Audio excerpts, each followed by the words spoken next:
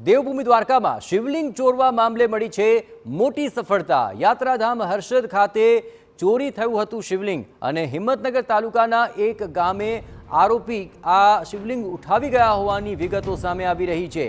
આરોપી મહેન્દ્ર કુમાર ઉર્ફે રમેશ મકવાણાની ભત્રીજીને સપનું આવ્યું હોવાથી આ શિવલિંગની ચોરી કર્યાનો ઘટસ્ફોટ થઈ રહ્યો છે। જ્યાં અહીંના ભવાનીશ્વર મહાદેવ શિવાલયનું શિવલિંગ ઘરે લાવે તો ફાયદો થશે તેવું તેને સ્વપ્ન આવ્યું હતું।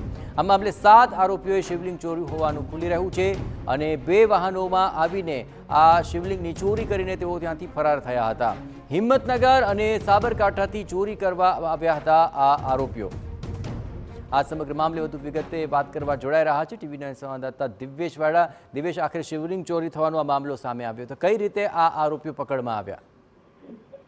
દેવભૂમિ દ્વારકાના હર્ષદ નજીક આવેલા એક શિવ મંદિરની અંદર થોડા દિવસ પહેલા શિવરાત્રી ના એક દિવસ પહેલા જ એક શિવલિંગ ચોરાયું હોવાનું પોલીસને તેના પૂજારી દ્વારા ફરિયાદ કરવામાં આવી હતી। જે સમગ્ર મામલે પોલીસે તપાસ કરતા જાણવા મળ્યું કે તે હિંમતનગરના કેટલાક લોકોએ આ શિવલિંગ ચોર્યું હોવાનું હાલ પોલીસ તપાસમાં બહાર આવ્યું છે।